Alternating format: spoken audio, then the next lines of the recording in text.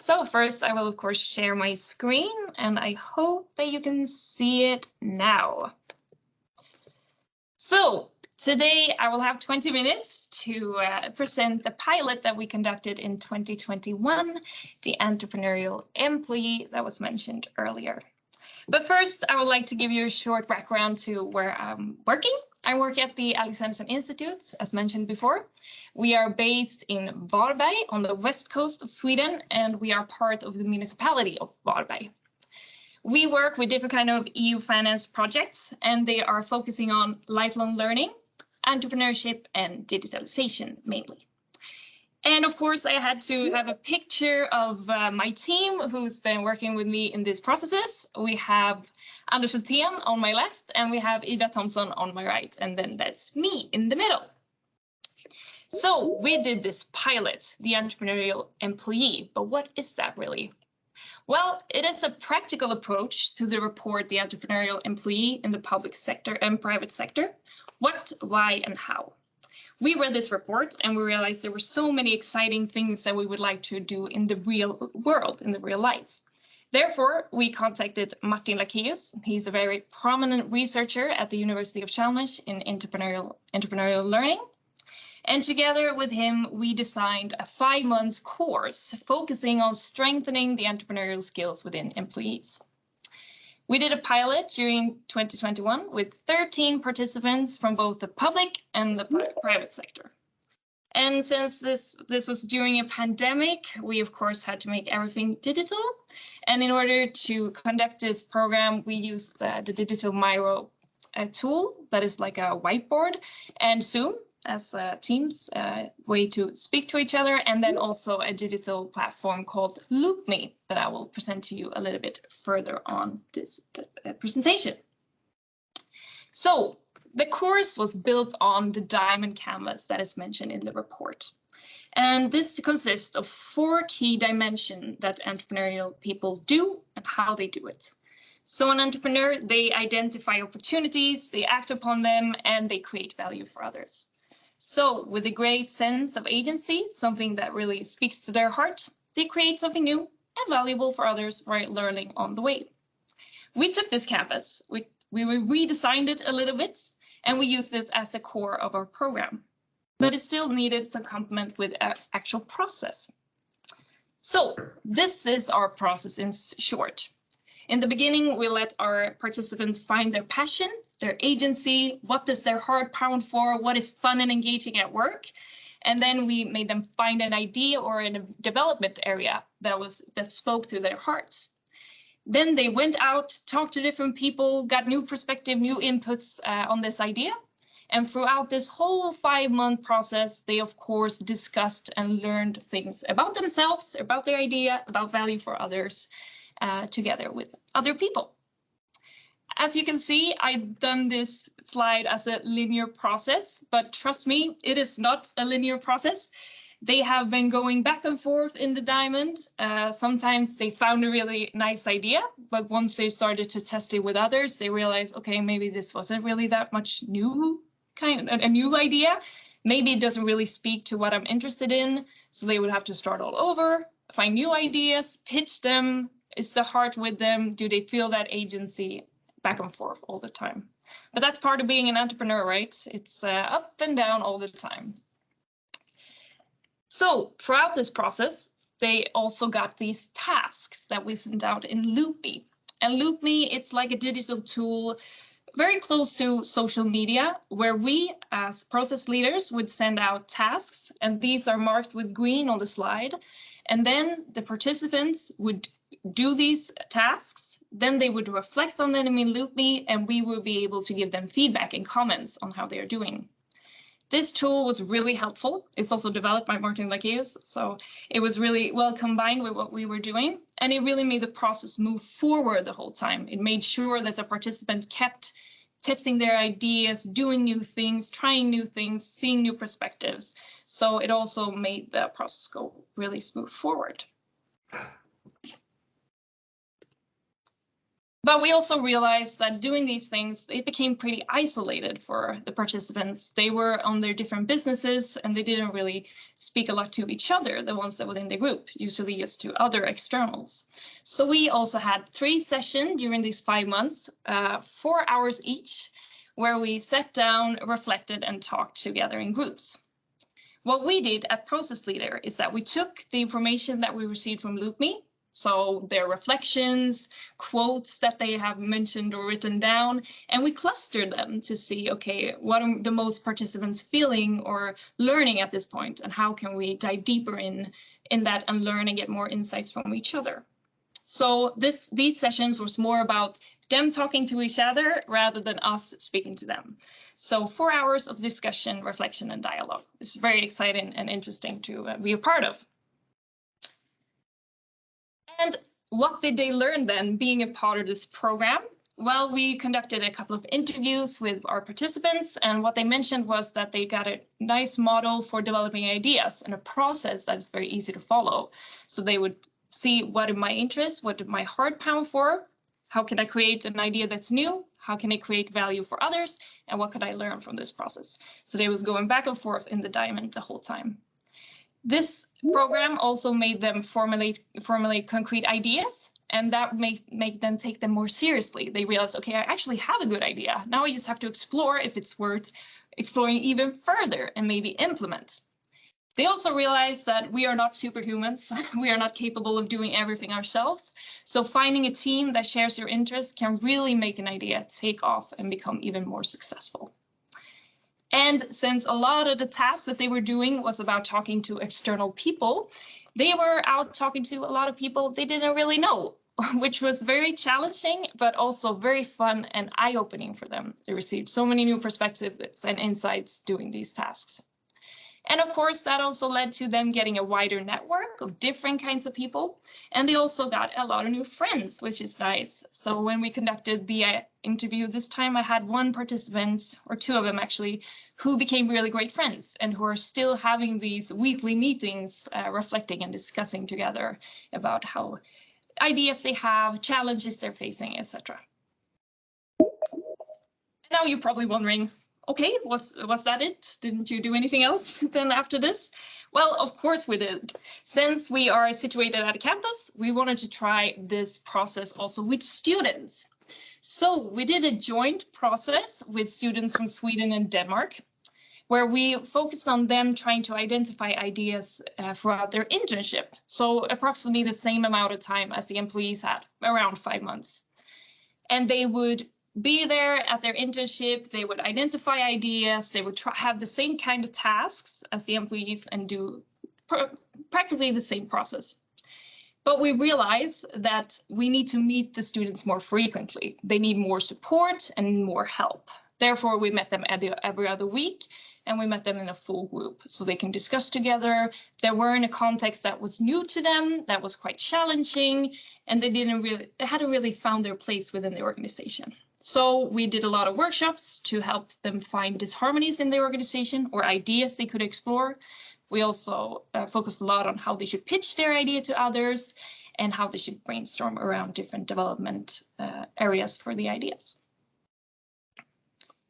And it was really challenging for them, but they also learned a lot. It's when we challenge ourselves the most that we learn the most as well.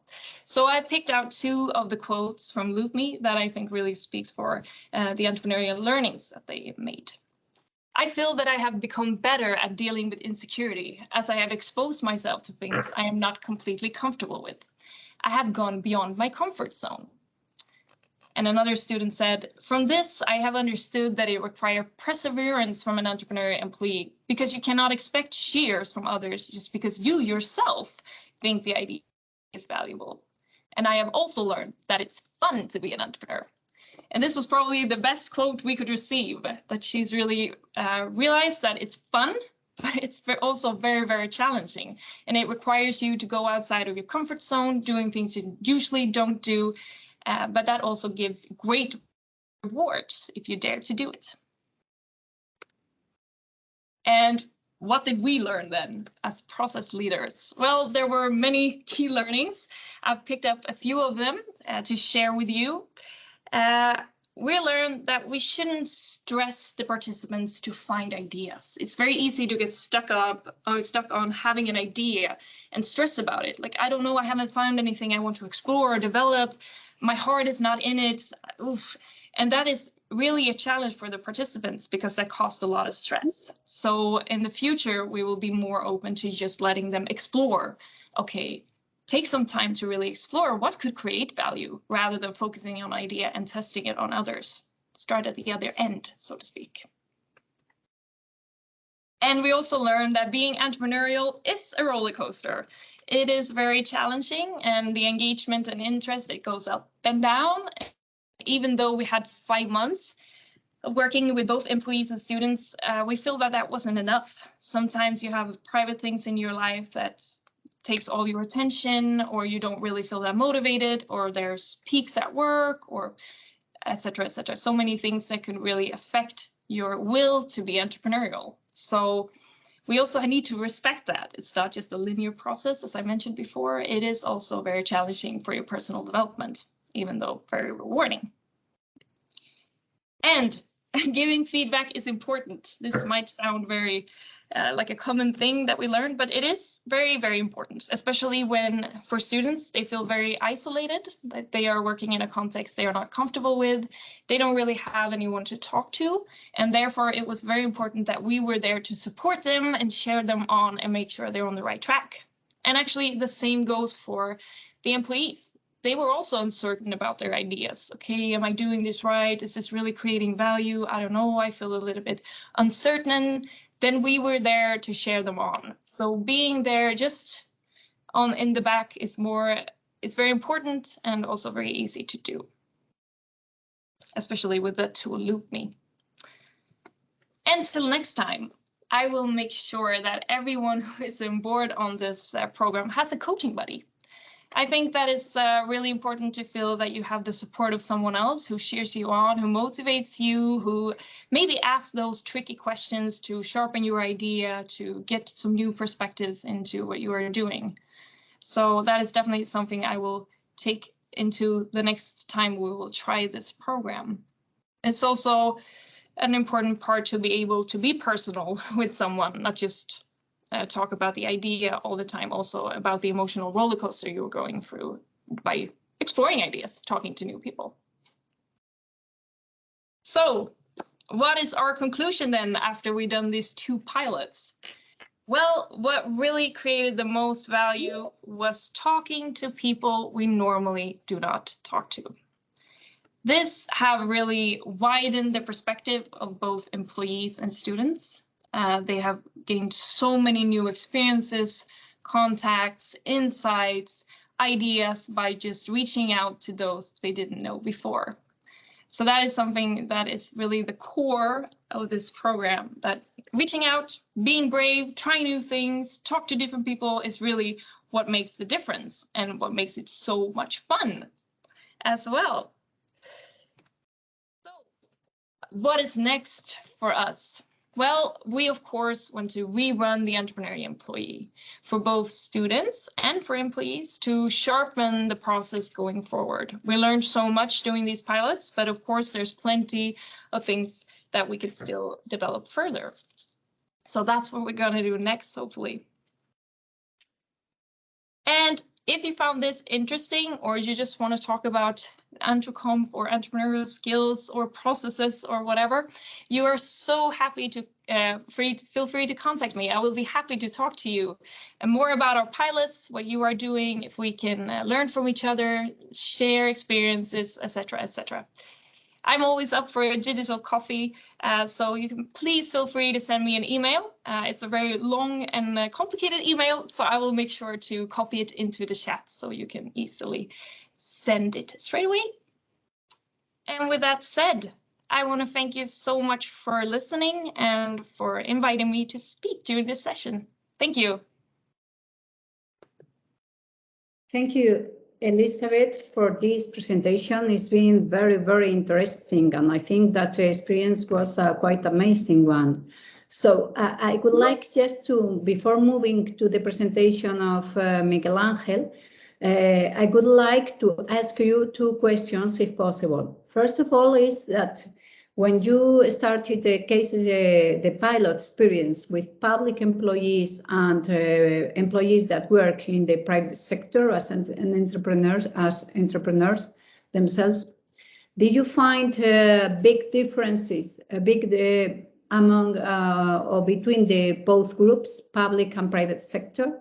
And the second question is related as the profile of the private employees. I mean, or the employees or entrepreneurs working in the private sector.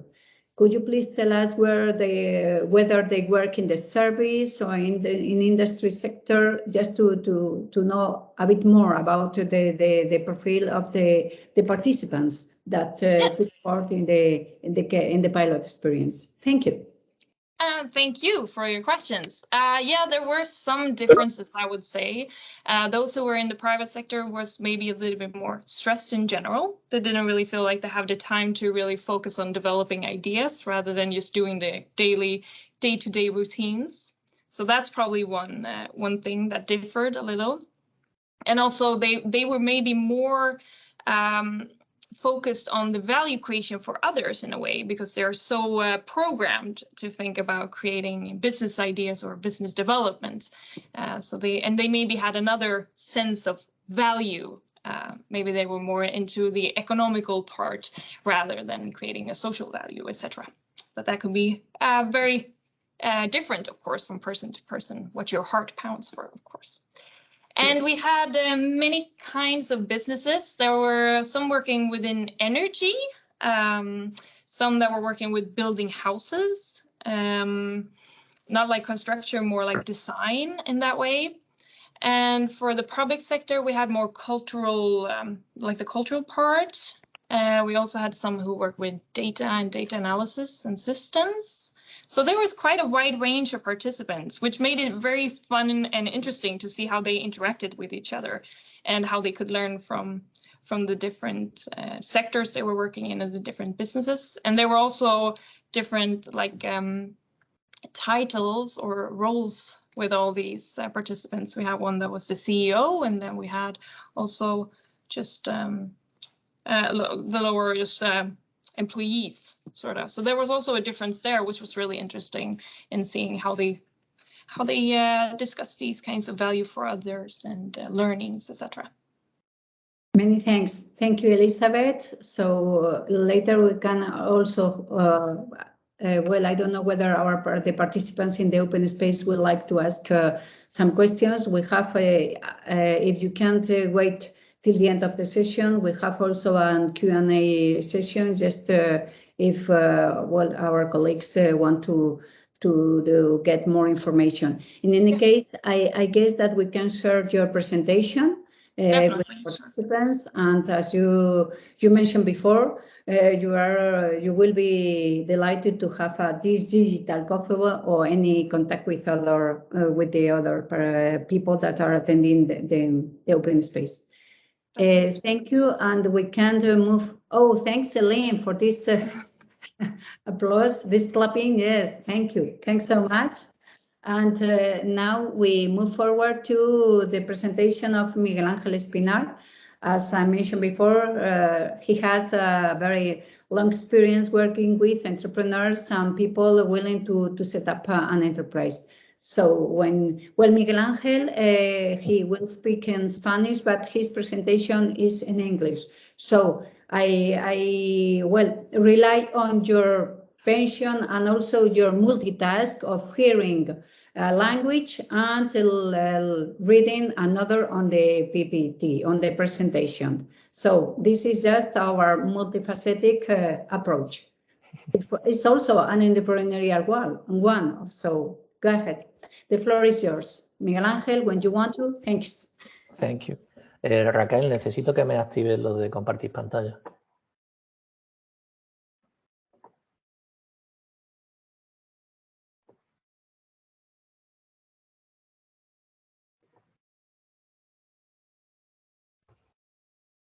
Thank you.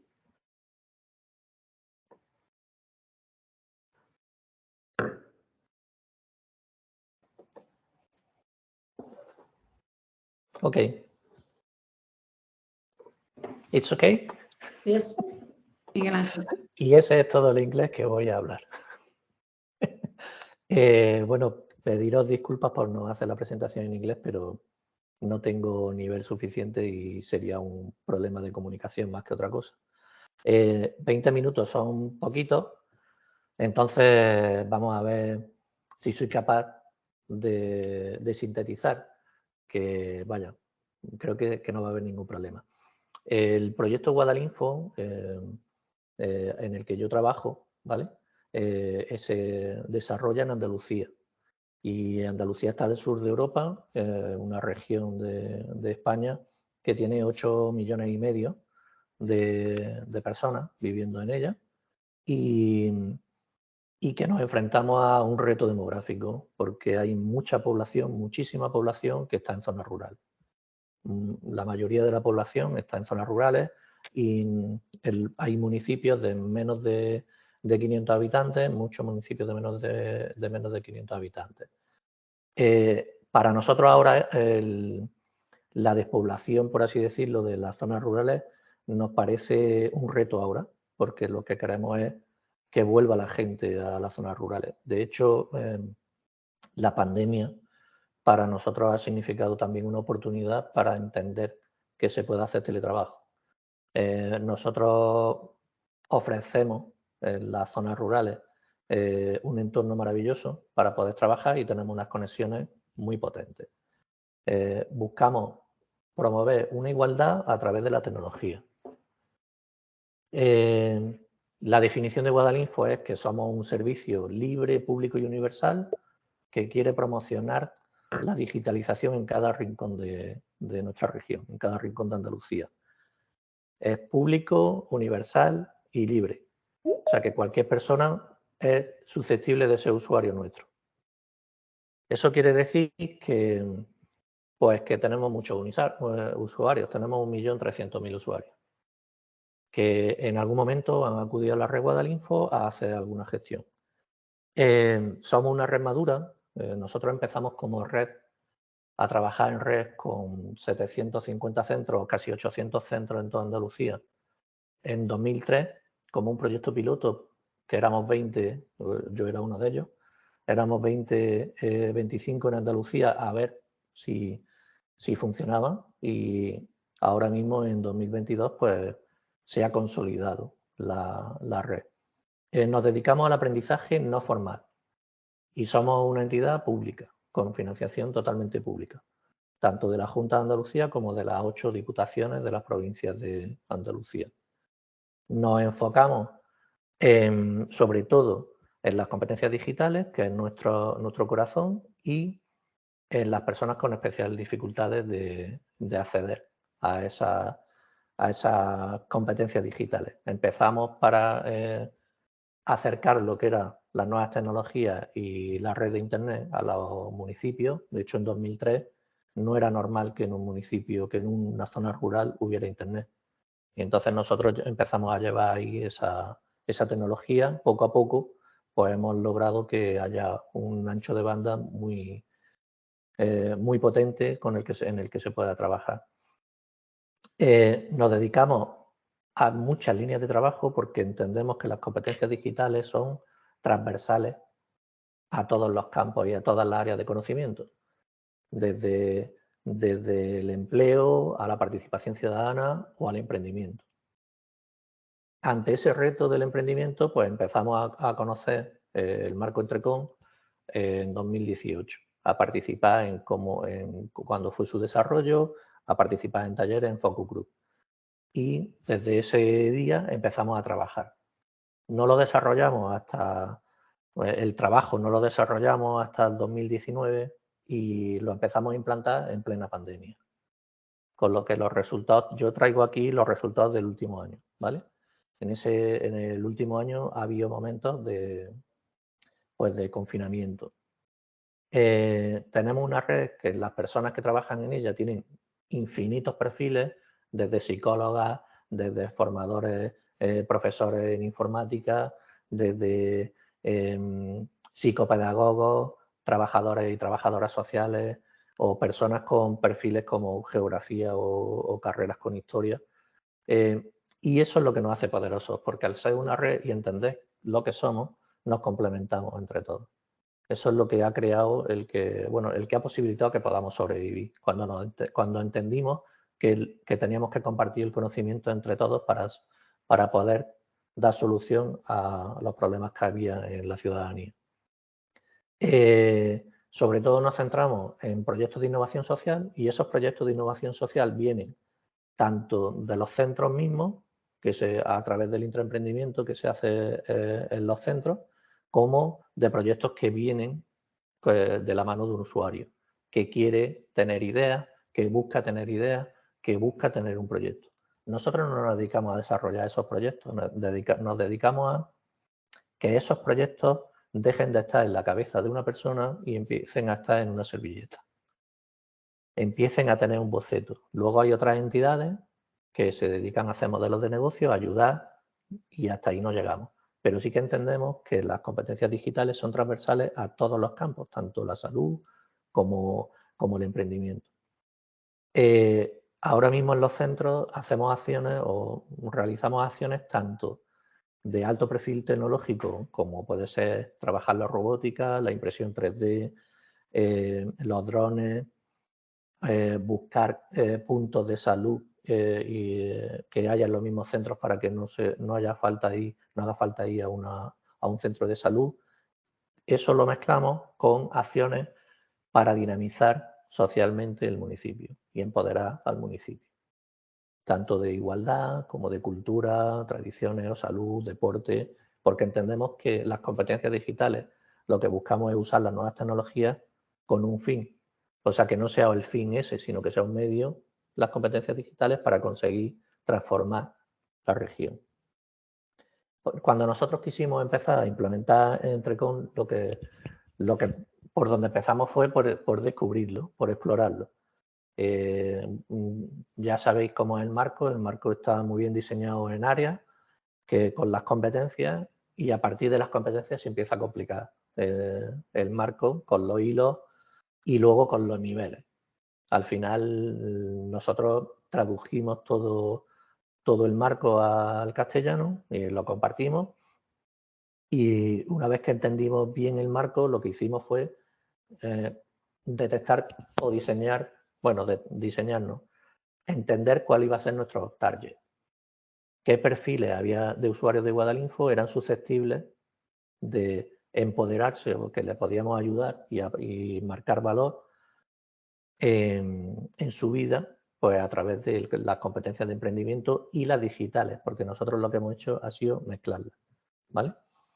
Luego teníamos que seducir a nuestra red de agentes de innovación local o dinamizadores y dinamizadoras a que usaran esas actividades, porque ellos tienen libertad para hacer actividades de muchas áreas distintas, y nosotros como proyecto quisimos que empezaran a trabajar. De ahí, eso fue muy importante, el hecho de que el mismo director diera un primer webinar a toda la red, explicando la importancia que tenía el marco EntreComp y el emprendimiento para transformar los municipios.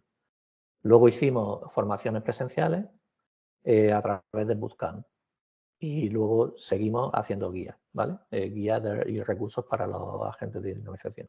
Generamos recursos, infografías, cartas con las competencias para que se pudieran tocar y fuera más fácil usarlas, y guías según los perfiles. Y luego lo que hicimos también es que una vez que le dimos los recursos a los agentes, lo que hicimos fue premiarles si usaban. O sea, recompensamos, ellos tienen, por así decirlo, cada actividad que hacen, le dan un punto y tienen que llegar a un punto como objetivo al año. Pues este tipo de actividades, en vez de un punto, valían 3. Con lo que los empoderamos y los sedujimos para que ellos empezaran a probar este tipo de formaciones con sus usuarios y usuarias.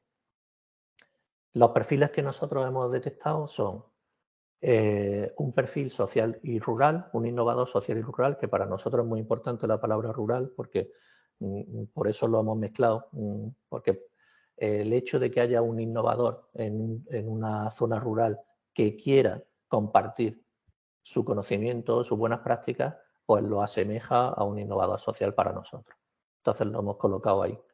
Un ejemplo, nosotros hicimos también que en cada perfil le pusimos cara y nombre a las personas para entenderlas mejor, ese perfil, y poder dirigirnos y hacer nuestro trabajo dirigido a esas personas pues con mucha más empatía y entendiendo mejor a quién nos dirigíamos. Nosotros, por ejemplo, en el perfil rural social innovador, pues era Adela, que era presidente de una asociación, que sabía perfectamente trabajar en equipo porque estaba acostumbrada y quería darle valor a su patrimonio histórico en el que había en el municipio. Ese era el fin de la asociación. Pues nos centramos en esa persona que habíamos construido como un arquetipo para que nuestras acciones pues llegaran antes a ese tipo de perfil. Luego tenemos el perfil de personas en búsqueda activa de empleo, el Nobel en emprendimiento, el aprendiz en emprendimiento, que al principio le llamamos, lo íbamos a definir como jóvenes, pero los mismos agentes cuando se los presentamos nos enseñaron que los aprendices en emprendimiento también son personas mayores que quieren empezar a emprender, que entendemos que emprender no es solo generar un negocio económico, sino también generar una acción cultural o una acción social y entenderla como un proyecto de emprendimiento, que eso también en España y en Andalucía particularmente es un problema que existe, que la percepción de emprendimiento solo se entiende desde el punto de vista económico. Y eso impide que culturalmente y educacionalmente llegue antes a las personas como el concepto de emprender. Luego, por otro lado, los emprendedores en sí, los mismos empresarios que también eran nuestro perfil al que queríamos llegar, y los intraemprendedores y los agentes de innovación local que están en gris porque no pudimos, con los recursos que teníamos, no pudimos afrontar guías para esos perfiles. Los tenemos como el siguiente paso. ¿Cuáles son los resultados y lo que hemos aprendido? Pues hemos aprendido primero de los informes que hacen los agentes cuando nosotros le damos una guía para que aplique, y ahí pues nos han dicho que tienen ciertas dificultades cuando se juntan personas con distintas edades porque ven que es más complejo acercarse a las personas mayores que a los jóvenes o porque hay que abordarlas de distintas maneras, y eso hace que nosotros aprendamos y vayamos cambiando la guía que les ofrecemos. Otra sí que nos dicen, por ejemplo, que el hecho de incluir en la guía de empleo juegos de rol para que tengan la sensación de que están haciendo una entrevista de trabajo, por ejemplo, o que ya están haciendo unas prácticas en una empresa, y que ese show, ese juego, esa dramatización, al observarla desde fuera, pues son capaces de generar tanto debilidades como fortalezas de lo que está pasando, y es mucho más rico el aprendizaje para el usuario que está participando, y además le estamos haciendo una ruta hacia el empleo en la que los empoderamos a ellos y ellos son los que deciden cuáles son sus objetivos, cuál es su visión, lo que le hace falta para llegar a ese objetivo, y se van haciendo un cronograma para llegar. Ya no es solo el hecho de hacer un currículum y mandarlo, sino que te tienes que hacer cargo de tu proyecto y tu proyecto es encontrar trabajo. O el autoempleo, ya se va viendo a medida de que va evolucionando la guía. Hemos hecho 19 guías, que íbamos a hacer 25, pero entendimos que había que hacer también más trabajo en la bootcamp y más trabajo en un repositorio. De estas 4 perfiles hemos hecho 19 guías. Hemos compartido todo lo que hemos hecho en una web que se llama entrecomp.guadalinfo.es, que está compartido todo, todas las guías, todos los perfiles, cómo hemos hecho el trabajo, todas las lecturas que hemos tenido y recomendaciones, porque nosotros entendemos que para cambiar la sociedad lo tenemos que cambiar entre todos, y no somos un organismo cerrado, sino que tenemos que participar con todos. Entonces, si entráis ahí, veréis que está todo compartido y tenéis acceso y usarlo para lo que queráis. Hemos conseguido tener dentro de los 750 IL una comunidad propia de 52 miembros que están interesados, muy interesados en participar en la comunidad y en hacer actividades y en diseñar los siguientes pasos con nosotros. Y esto ha sido un proyecto de intraemprendimiento que empezó dentro de la organización y se ha convertido en un proyecto estratégico para la organización. En este año hemos logrado hacer 964 actividades, como ya he dicho, de las cuales la mayoría han sido, más de la mitad han sido para la empleabilidad, dirigida a la empleabilidad, con 2.500 horas y 2.600 participantes. En total han sido 4.000 horas, casi 5.000 participantes y a una media de 4 horas por actividad y de 5 participantes, ¿vale? Cuanto hemos tenido más participantes en el aprendiz de emprendedor, por así decirlo, y en los emprendedores, también entendemos porque el aprendiz de emprendedor pues se ha acudido mucho a trabajar junto a los colegios y a los institutos, y con los emprendedores porque también han sido más charlas, más que formaciones estrictas, más sensibilización. Ha habido muchas charlas de sensibilización donde ha participado más gente. Pero nos gustan los resultados que estamos teniendo, porque nosotros no obligamos a la red a hacer estas actividades, sino que se las ofrecemos para que las hagan ellos. Y nos está demostrando que hay una necesidad en el territorio hacia este tema. Bueno, pero también hemos tenido nuestros fallos. Y que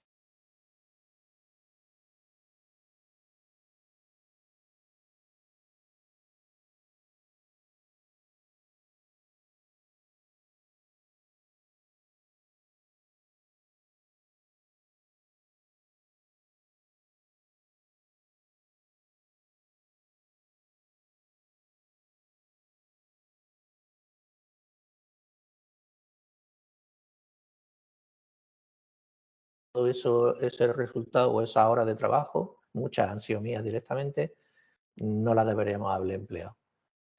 Creo que basta simplemente con traducirlo, ¿vale? Si lo quieres usar en otro idioma, pero tienen que ser generales, no deben ser tan específicos como nosotros creemos o que creíamos, porque luego se pueden trabajar desde muchas áreas distintas transversales. Entonces, a la persona que tiene que formar hay que dejarle cierta libertad para que entienda y haga suyo los conceptos.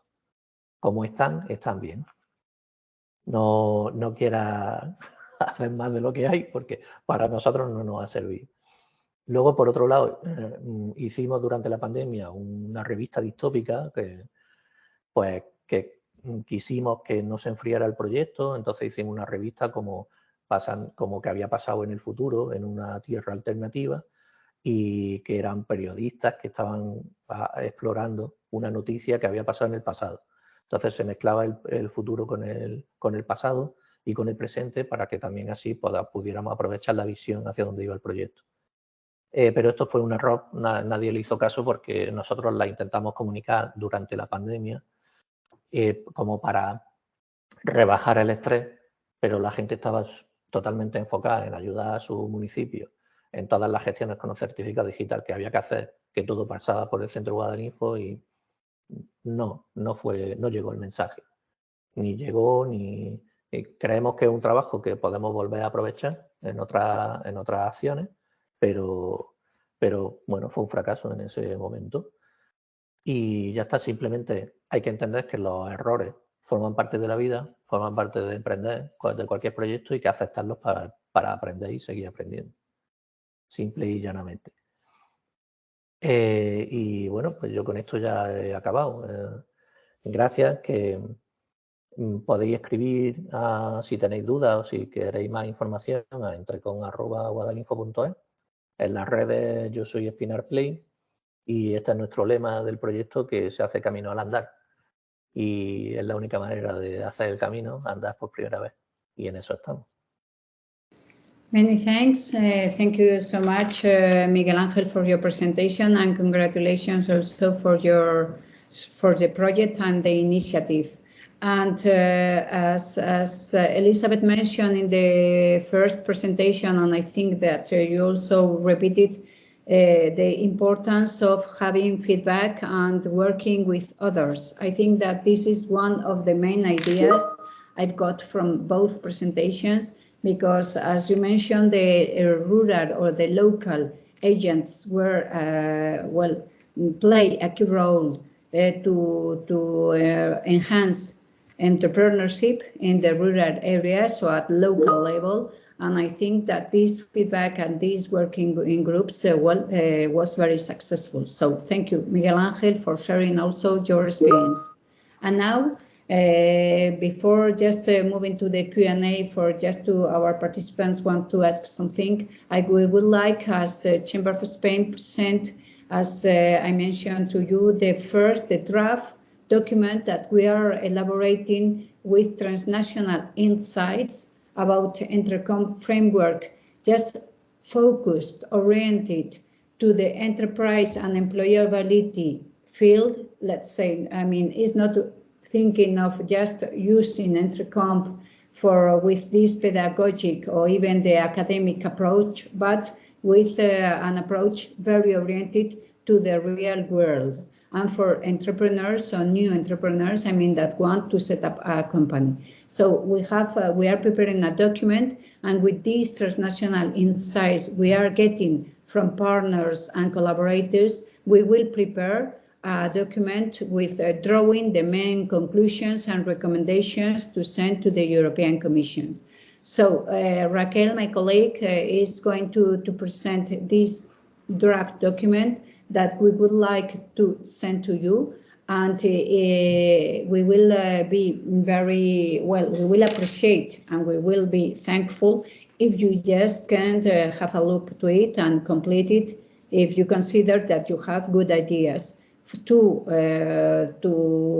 contribute or to enrich this document. So when you want to, Raquel, the floor is yours. Thank you. Thank you, Carmen. Well, good morning, everyone. Thank you for participating. And as Carmen said, we would like to use this space also to keep gathering insights from both participants that are already using EntreComp and participants that are planning to use EntreComp in the future.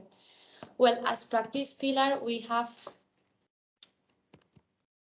been organizing different activities to share practices and case studies to learn about the uses of EntreComp and the different potentials that the framework has in our different realities and contexts. And the results obtained after each activity has led us to identify some insights about the implementation of the framework. And well, the international insights are the result of our practice pillar activity. So far, the main insights collected are the following. We have identified the EntreComp framework as an inspiration of entrepreneurship programs in different countries. The EntreComp framework as a useful tool to support entrepreneurship. The EntreComp framework as a case study to develop lifelong learning. And lastly, the EntreComp as useful roadmap for entrepreneurs. Well, during these open spaces, we would like to focus on the first one in order to keep collecting information and insights from participants' experience. Well, initially, partners plan open spaces aimed at, well, to present and share good practices of entrepreneurship programs in each country. Well, these forums have allowed participants to know good practices, to know the different uses of entrepreneurship programs in each reality and context, and learn how to adapt EntreComp to those different realities. Well, as you can see, there are different photos, well, identifying the different programs and case studies that were presented. In the first place, well, the Spain Chamber of Commerce present the EVET program, which addresses young people willing to learn how to start, to know how to learn to develop a business project successfully.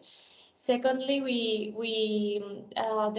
the Union of Chambers of Turkey presented the My Sister project, well, addressed to strengthen the economic and social status of women and supporting them in taking an active role in the development, in the regional development. Sorry.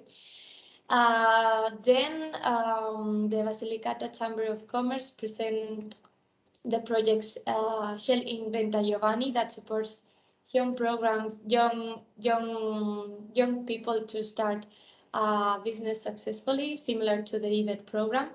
And finally, the Moldova Chamber of Commerce presents Creativo project that addresses to provide qualitative vet services in order to adapt the skills demand on the labor market. Well, the case studies presentations were aimed basically at link the general entrepreneurship programs with the EntreComp framework, identifying the main competencies proposed by the framework, knowing the added value that the EntreComp framework offers to these programs, and also to know the challenges and opportunities that this framework can provide to all the different programs that were presented. Well, the transnational insights driven by these case studies are related to the stage of inspirational, the stage of the inspirational process that are in these programs. And as you can see, we can identify some challenge and also to recommend different points regarding the points identified. What partners have identified are relating to questions such as what is needed from the framework, how it can be included in the entrepreneurship programs, and is this added value transfer and share with the students and participants of the programs. Well, so after these questions, partners have prepared some recommendations and some potential good practices that could answer these kind of questions regarding the framework. For example, one of them were try to negotiate with public authorities to include EntreComp framework in the curriculum to prepare different materials for entrepreneurship courses. The second one was change the analysis for accreditation of training providers by including the competency-based assessment of EntreComp to recognize the accreditation. The second one was the reservation in the course for time, the necessary time to deal with the competencies of EntreComp to select intelligently the competencies that suits the most to the different, to the specific course. And lastly, similar to the first one, include the EntreComp framework in the official curriculum.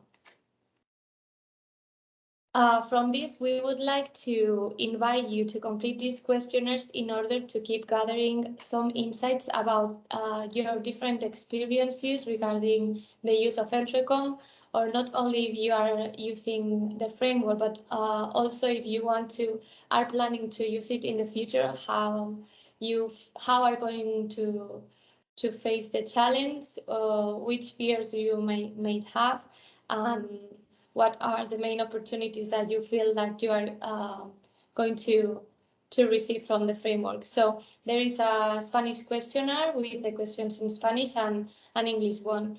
It is a very short questionnaire. It has only 4 or 5 questions in terms of if you are implementing already EntreComp or not. So we would appreciate if you could complete it. If you want now or later, I would copy just the link in the chat, and you can check that it is a short and simple questionnaire. That's it all. Here you have our emails, and we are at your disposal. Thank you very much. I will copy the links in the chat. Thank you, Raquel, for this brief presentation. As you mentioned, we are at your disposal to share the full document with all the insights and the information regarding what we have learned and what we will write to as recommendations for the future implementation of EntreComp among the European countries. So we will appreciate if the participants give us also their feedback, because we would like to have this experience, to learn from you also, and to establish a quite an interactive system to have feedback also for people that are interested in EntreComp or implementing EntreComp framework in the different countries. So now, if you do not have any specific comments related to the Transnational Insights, we would like to open the question and answers session just to confirm and also to learn about your interest about the case studies we have introduced and presented today.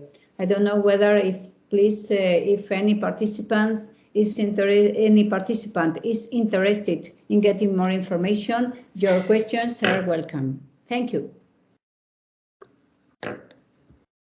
Let's check. We are checking the chat.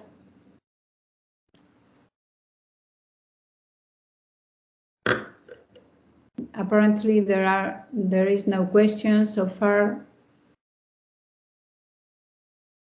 And if you you don't have any questions now, you feel happy to email, or if it pops out later in the day or next week or whenever, we are at your disposal as well. Thank you, Elizabeth, for your availability. And for Miguel Angel, I think there is a question coming from a link. I will read it aloud. What would be your advice for others seeking to adapt EntreComp like you have? Miguel Ángel, sí, si puedes brevemente dar algún consejo a la hora de adaptar el marco EntreComp a otros que quisieran hacerlo como lo habéis hecho. Gracias, Miguel Ángel. Pues sí, para mí la clave es primero tener claro a quién te vas a dirigir y enfocar en perfiles. Para mí eso ha sido lo que ha sido clave. Y no fijarte demasiado en los niveles, no ser muy escrupuloso en los niveles, sino que empezar a adaptar a través de las competencias y de los hilos. Y una vez que adaptes a través de las competencias y los hilos, sabiendo el siguiente paso, los perfiles de los usuarios a los que te quieres dirigir, entonces ahí, en ese momento, es donde yo encajaría ya los niveles, sabiendo ya más específicamente lo que quieres hacer. No lo haría al revés porque si tú estás muy interesado o muy interesado en llegar a un nivel en una competencia concreta, te va a dejar muchas cosas de lado. Porque al final las acciones no se trabajan con una sola competencia, siempre se trabajan con varias.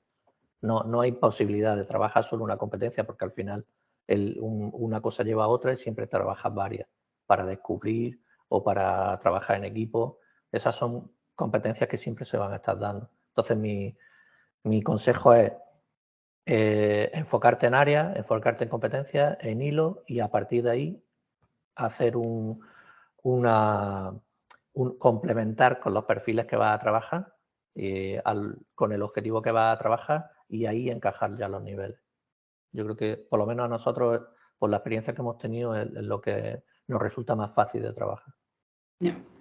Thank you, Miguel Ángel. Yes, I fully agree with you. I agree that it's very important to focus on the target public, on the profiles of the future users or the users of EntreComp.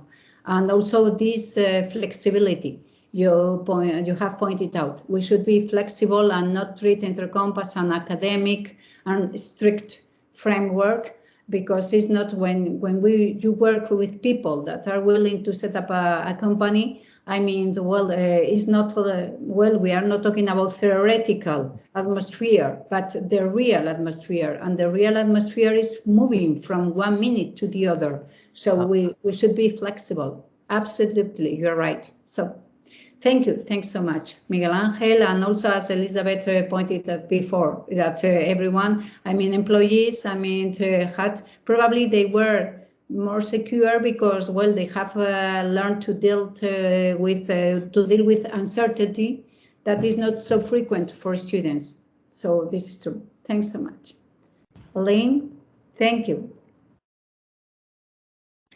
So thanks.